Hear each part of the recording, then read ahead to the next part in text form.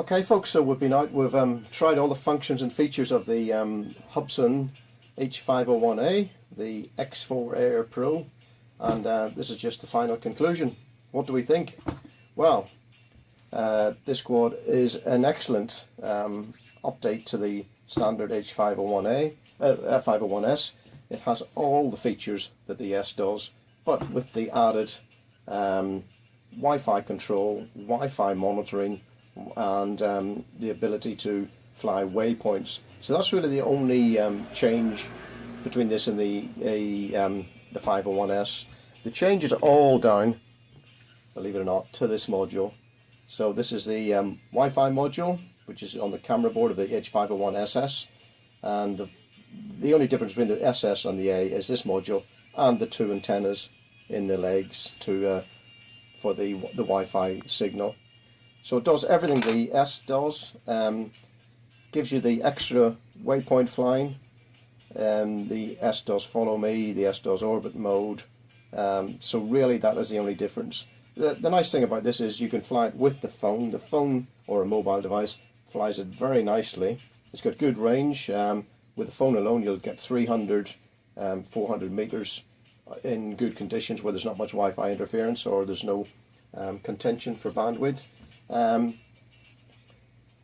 So that's a nice feature. With the range extender, the HT005, you can go a bit further, but I tend not to use that at all. This will go as far as I needed to do, which is my maximum flight distances are normally around 300 meters, and this will cope with that very nicely. It'll bind to a standard controller or an advanced controller or a Devo or a Tyrannus, so that's really great. So you can fly it as a normal quad, and the nice thing about it is you can fly it as a normal quad and you can connect to the Wi-Fi at the same time. So you can use the Wi-Fi to display your position on the map, you can see your telemetry, you can record using an app on your phone the actual flight. So you've got some sort of black box facility here that you can record all the GPS data, the telemetry data, and if for some reason you lost the quad, you would have in your hand still then a black box information of what happened, and it might help you then in trying to work out what the fault was and trying to recover it as well. Obviously if you've got a controller you can have the GPS and position displayed, etc. as well, but that's just a nice little feature that you can mount that on a holder on your controller, or you can put a tablet on there instead to give you a bit more real estate, and you'll have all your map data, etc. there. So would I recommend this? Yes, I think it's a great, for the price, the 501A is superb, especially if you've got a 501S or a Hubsan controller.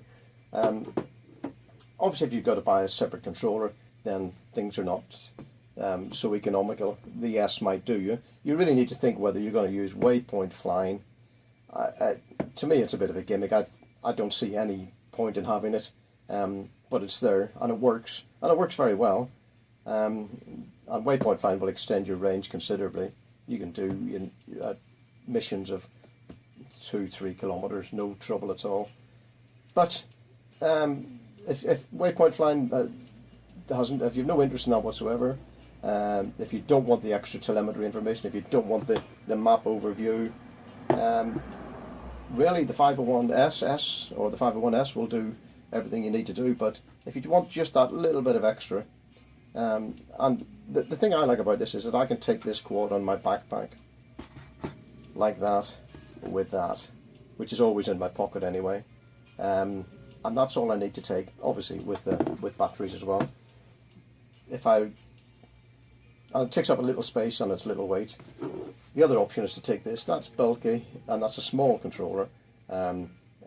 So again, it's going to take up more space, more weight in your pack, and it's just not a get up and go quad. Whereas just slinging that on, it just hangs on the back of your pack, is nice and easy. So that's one thing to consider as well. If you're just out and about out walking in the countryside, this is a good option to have. A further nice feature would be to be able to use this with a phone and a proper physical joystick. And Hubsan are actually looking at that, obviously, because there's a Bluetooth option with the phone app, where you can connect a Bluetooth controller. Now I have got a little Bluetooth controller here, and I have tried this without very much success. So the controller will connect to the app, but it doesn't have the proper functionality. I've spoken to Hubsan about this. Hubsan say they're bringing out a new Wi-Fi specific, a new Bluetooth specific controller for the Hubsan app.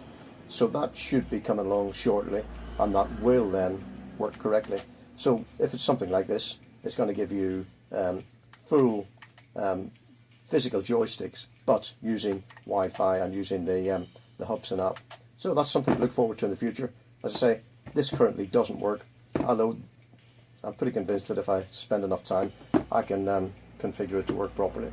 But that's not something I really need to use anyway. And again, if you've got a standard controller, you're far better off using that. So yes, the recommended.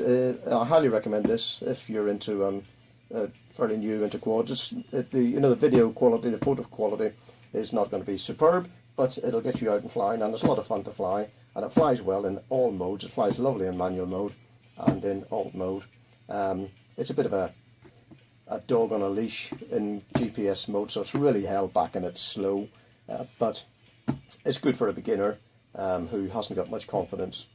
Watch my other videos if you want to see about how to set it up, how to configure waypoints, etc. I'll not go into this in the review because that's just far too long, and I'll put some links down below to some of those videos. Thanks for watching. Thanks to Bangood for providing the quad, and again, if you want to buy this, the link is down below. Goodbye.